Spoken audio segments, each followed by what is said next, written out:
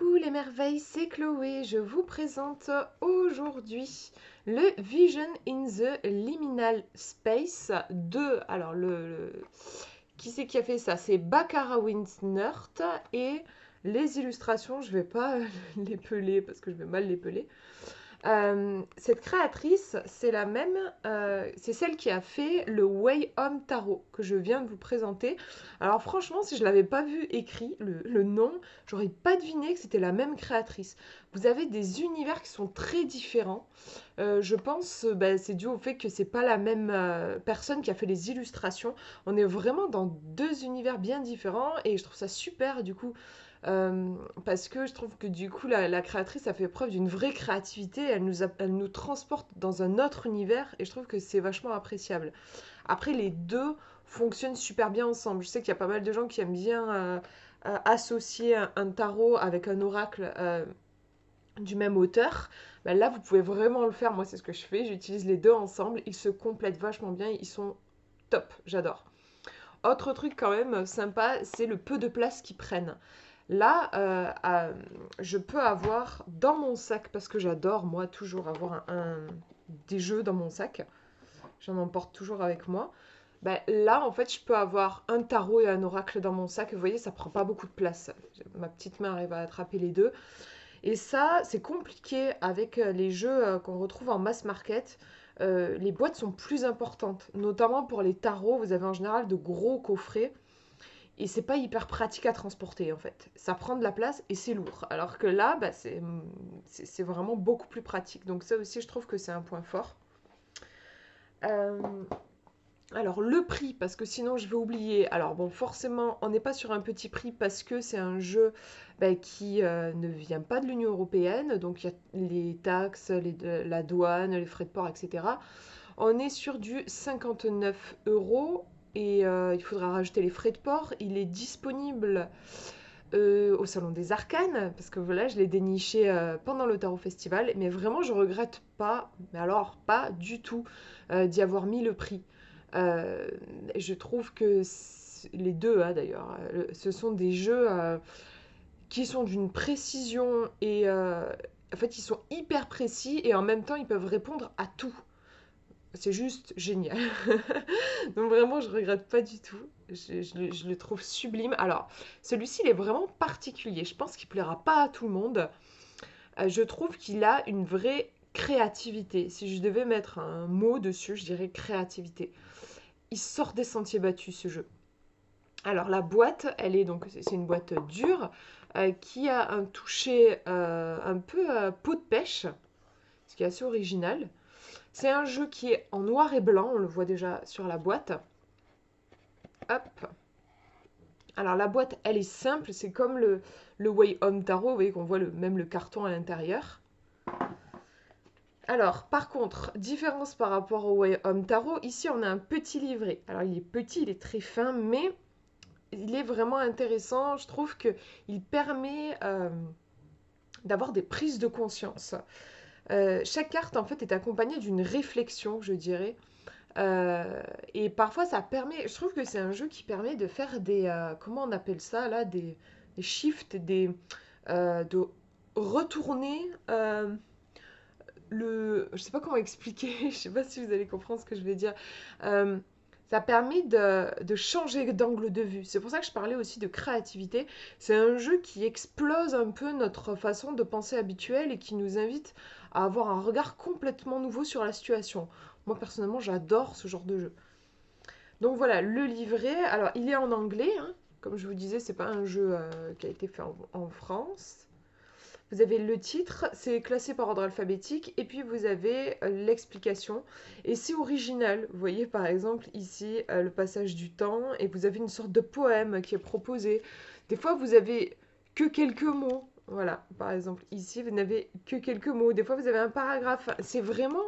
moi, j'adore la liberté que se permet l'auteur. Vous avez Tralala, au niveau du titre, 11h11. Enfin, c'est vraiment, pour le coup, on dit parfois, et c'est vrai, qu'on retrouve dans les oracles les mêmes thèmes. Vous avez, je sais pas, moi par exemple, le changement avec le papillon, la clé pour la destinée, les panneaux, enfin la croisée des chemins pour le choix. Euh, Bref, voilà, c'est des thèmes qu'on retrouve dans énormément de jeux. Bah, normal, parce que oui, c'est des thèmes qui jalonnent notre vie, donc c'est normal qu'on les retrouve dans les oracles. Mais bon, quel intérêt, on peut se poser la question en effet, quel intérêt d'avoir plein d'oracles si finalement ils brassent plus ou moins tous les mêmes sujets. Là, vraiment, ce jeu, il est pas dans ce cas-là. Il va vous proposer des thèmes et des cartes que vous ne retrouverez nulle part ailleurs. Et ça, je trouve que c'est juste super précieux. Moi, en tout cas, je suis complètement à la recherche de ça.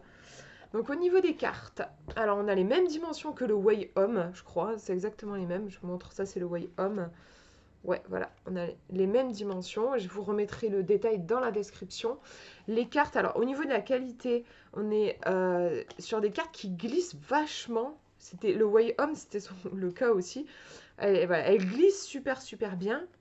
Il y a un côté un peu, je crois pas qu'on va le voir à la caméra. Non, on ne le voit pas. Il y a quelque chose, je sais pas comment vous dire, où on sent comme un grain, je sais pas, et on le voit en fait. Mais là, à la caméra, on le voit pas, mais moi, je le vois. Comme s'il y avait une sorte de... euh, comme, en fait, pour vous décrire, parce que j'ai pas le mot là qui me vient, mais vous voyez les tissus, le tissu qui va être tissé. Vous avez des mailles qui sont très serrées et qui vont former le tissu. Ben là, on a une impression comme de mailles, de quadrillage, mais bien sûr, on n'est pas sur un tissu, on est sur une carte. Donc je m'exprime très mal, mais j'espère que vous comprendrez ce que je vais dire. Je crois que ça ne transparaît pas à la caméra, même avec... non, ouais. C'est très fin. Mais en tout cas, on a ce grain au niveau du carton, je dirais qu'on n'avait pas sur le Way Home qui est très lisse. Voilà. Mais je dis, enfin, celui-ci, ça ne l'empêche pas de glisser beaucoup parce que il m'échappe souvent des mains. Donc c'est juste, je vous dis ça pour au niveau voilà, pour que vous puissiez vous rendre compte parce que vous pouvez pas le toucher à travers la caméra. Mais c'est pas du tout un grain qui fait que ça accroche. Alors vraiment pas. On a des tranches donc qui sont neutres et elles sont faciles à prendre en main au niveau de la taille. Voilà pour le dos. Alors moi je vois un tournesol, mais on peut y voir peut-être un soleil, on peut y voir ce qu'on veut. Et je vous montre ces fameuses cartes. Alors, une des particularités de ces cartes, c'est qu'il y a toujours du texte dessus. Et alors ça c'est très fréquent pour les cartes d'affirmation. C'est-à-dire, alors pour moi, les cartes d'affirmation, ce ne sont pas des oracles. Pour moi, un oracle, il est là pour prédire l'avenir, pour nous faire un travail de guidance. On peut poser plein de questions, peu importe le domaine, à un oracle. Les cartes d'affirmation, c'est différent. Quand je parle de cartes d'affirmation, en gros, c'est des cartes qui vont être que dans des messages positifs, du style oui, vous avez, je sais pas, vous avez toutes les clés en main pour réussir, vous êtes quelqu'un de rayonnant, confiez-vous à votre ange gardien, que des trucs super positifs qui sont là pour vous élever. J'ai rien contre ces jeux, mais en fait, je crois que j'en ai qu'un seul dans ma collection. C'est pas type de jeu que j'ai envie de. Enfin, j'ai pas envie d'en avoir énormément. C'est pas ce que je recherche le plus avec les cartes. Je cherche plus à avoir des réponses, quitte à être un petit peu bousculée. Alors j'aime bien en avoir au moins un dans ma bibliothèque parce qu'il y a des fois où je suis juste sous l'eau. Je ne suis pas bien du tout et j'ai besoin qu'on me remonte le moral. Et là, je vais me diriger vers ce jeu-là. Mais c'est pas ce qui se présente le plus souvent. Voilà, le plus souvent, je cherche à avoir des réponses à mes questions, et même si ça ne doit pas me faire plaisir. Voilà. Donc là, ce qui est particulier, c'est qu'on a des mots sur les cartes, mais ce ne sont pas pour autant des cartes d'affirmation. C'est-à-dire que ça va pas être, d'ailleurs vous allez le voir, c'est pas forcément des messages qui vont être soutenants dans le sens vous êtes beau et magnifique et merveilleux.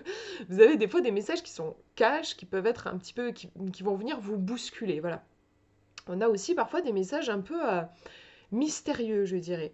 Alors moi, la façon dont j'interprète ce jeu, des fois, je ne me concentre que sur l'illustration. Des fois, je vais lire le texte et c'est lui qui va me parler. Des fois, c'est plus le texte qui va me parler que l'image. Enfin bref, voilà, j'utilise vraiment ce jeu de façon assez créative, assez instinctive. Mais en tout cas, ce qui est clair, c'est qu'il est toujours percutant. Pour moi, un tirage avec ce jeu sera toujours percutant, soit par l'image, soit par le texte, soit avec les deux, mais il va faire mouche, ça c'est sûr. Donc au niveau de l'illustration, vous voyez qu'on a un petit cadre. Mais j'aime bien, il y a un effet un peu carnet de croquis, comme s'il avait été dessiné vraiment à la main, ce cadre. Avec ces dessins donc qui ne sont pas mis en couleur.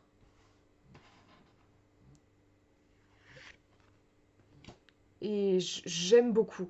Voilà, ici par exemple, dans un oracle un peu traditionnel, quand on voit l'illustration, vous auriez eu en mots là, vous auriez eu la métamorphose ou le changement. Là, on nous parle des rêves des papillons. Il y a quelque chose de beaucoup plus onirique qui laisse beaucoup plus de place à l'interprétation et pour moi, c'est un vrai plus. Après, c'est vrai que peut-être ce sera déroutant pour des débutants.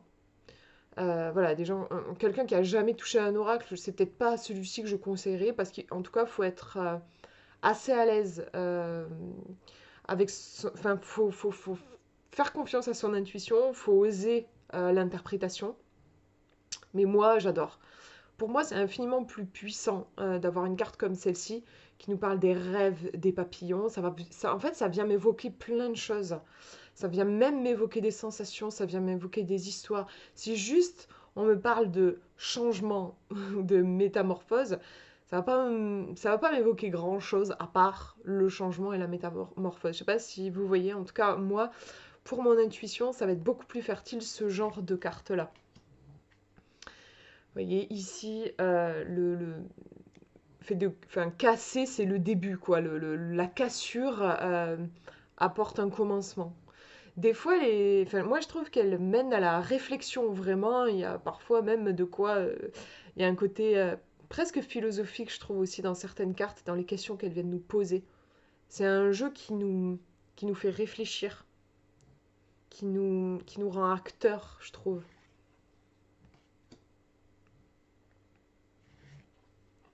Je sais pas, c'est un peu pénible. Je trouve que voilà, j'essaie de l'orienter pour que. Sinon, je trouve qu'on voit pas forcément très bien. C'est peut-être la lumière. Voilà, le tralala, je l'adore. Voilà, ça va. Sinon, j'ai eu des reflets un peu.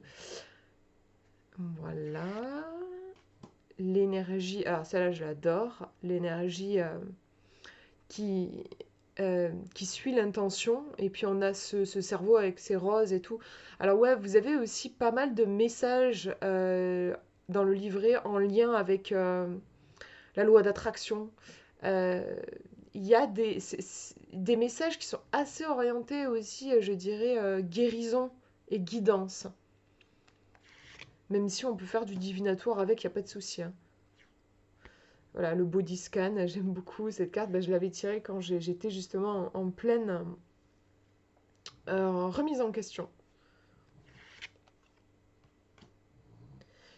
Ils ne savent pas ce qu'ils font. Très intéressant, je trouve, cette carte avec il faut pas baisser le truc, mais le mec qui s'apprête à le faire. Il y a vraiment une idée de chaos et tout. Je trouve qu'elle est intéressante.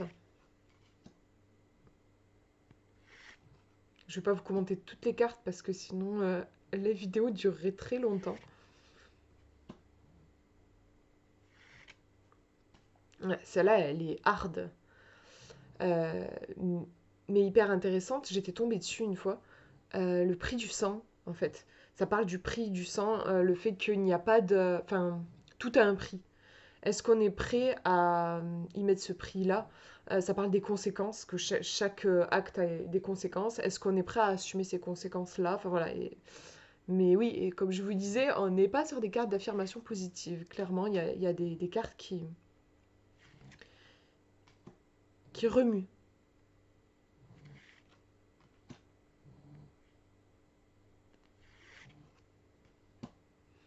Celle-ci, elle est hyper intéressante. Vous avez l'amour et vous avez l'ombre de...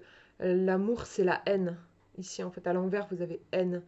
Et ici, la lumière, l'ombre de la lumière, c'est les ombres, justement, l'ombre.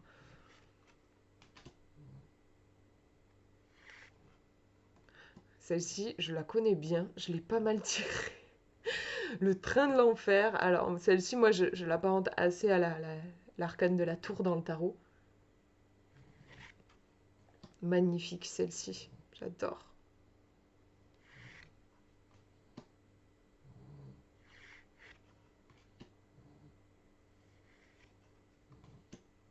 Celle-ci aussi, elle est originale dans sa construction, je trouve. Il y a plein de... on dirait qu'on est sur un... Je sais pas, sur un portable ou... Oui, c'est ça, j'ai l'impression. Vous voyez la petite loupe, il y a plein de détails. Voilà, l'eau qui a de la mémoire. Il y a des références parfois à des... euh, comme je disais, des méthodes de guérison. Là, on va nous parler de la mémoire de l'eau.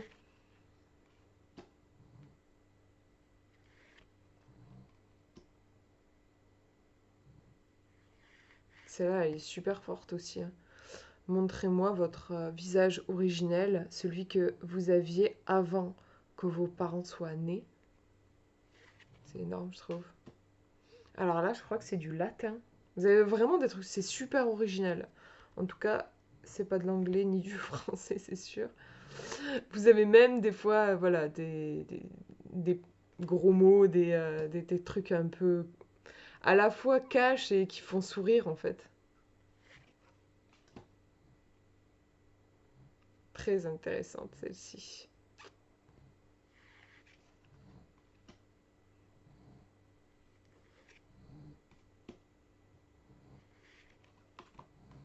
Celle-là, je l'adore.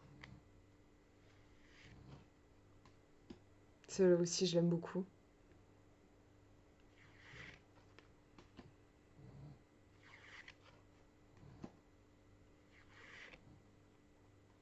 Celle-là est top aussi. Protection.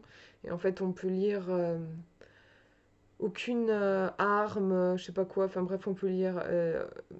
Il y a un petit côté un peu magie, incantation.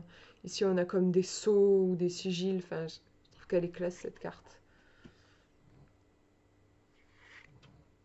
Ah, on a même une carte qui se lit comme ça. Je vous dis, j'adore le jeu fait ce qu'il a envie de faire. J'ai jamais vu un jeu aussi libéré, j'ai envie de dire aussi créatif. Excusez-moi, j'ai un problème à mon poignet, faut que je le tourne.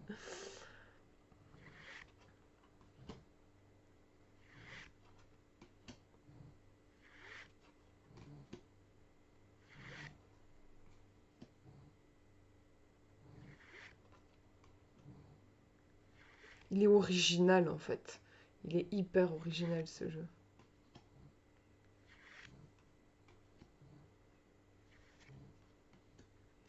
Hop.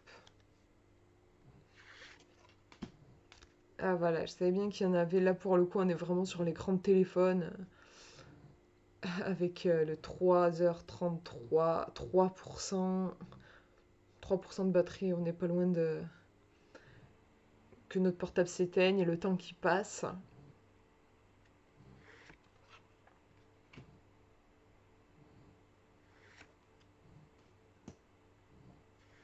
C'est fou, je trouve, l'énergie qui se dégage de ce jeu. Il y a quelque chose de puissant.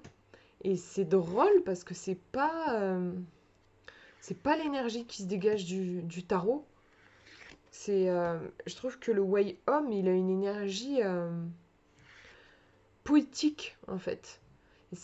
J'adore les deux jeux parce que c'est deux énergies auxquelles je suis très sensible. J'adore les énergies poétiques et sensibles, mais aussi les énergies qui ont un côté un peu cash, avec de la personnalité, avec un truc out of the box, un truc un peu différent en fait.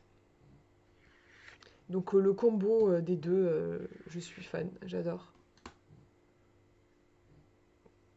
Le titre est ici.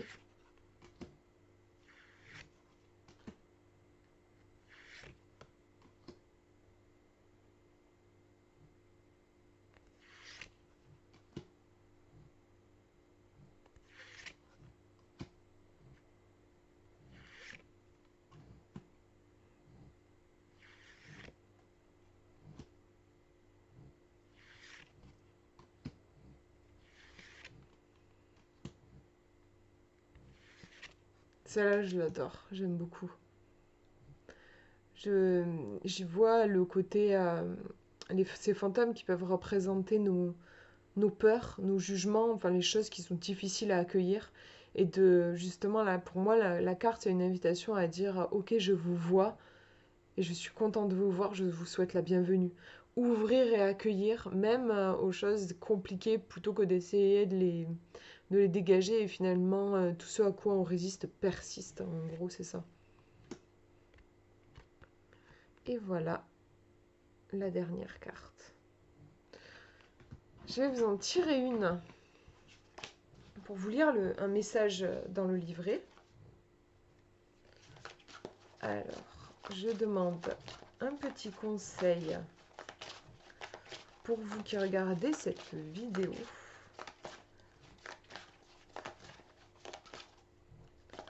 Un conseil.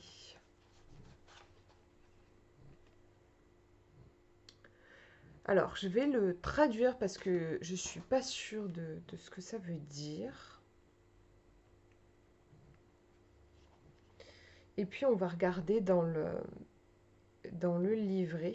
C'est une malédiction, je n'étais pas sûre. Il faut une malédiction pour briser une malédiction. Et on a ce miroir brisé. On va regarder dans le livret. Alors.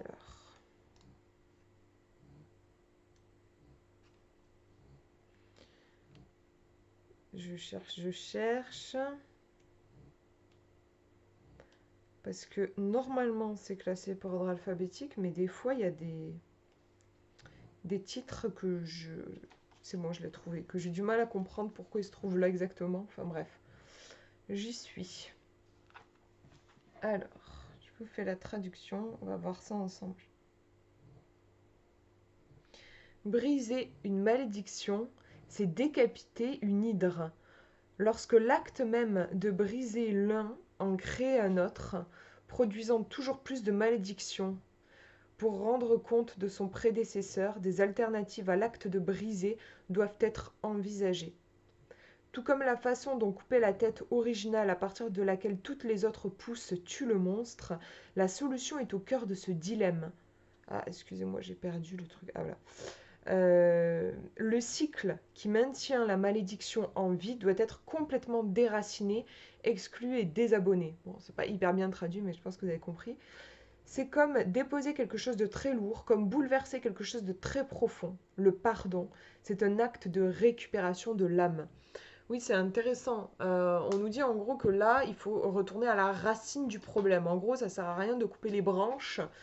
Si le problème, imaginons, était un arbre maléfique, ça sert à rien de couper les branches, il faut couper le tronc. En gros, c'est ça. Il faut déraciner le problème. Là, on nous parle d'une hydre dont on coupe la tête et la tête qui va repousser. Il faut en gros couper la tête principale pour que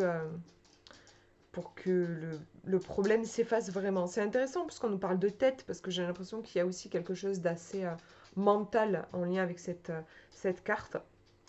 Donc là, c'est une invitation à revenir aux racines et puis à pas y aller par quatre chemins, j'ai envie de dire, parce qu'on nous parle quand même de décapiter une hydre, ou de déraciner pour moi là quelque chose qui nous fait pas du bien dans notre vie.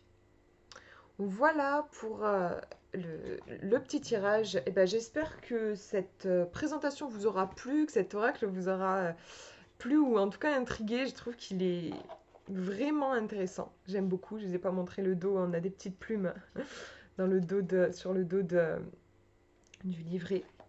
Voilà, je vous fais de gros bisous. Prenez bien soin de vous.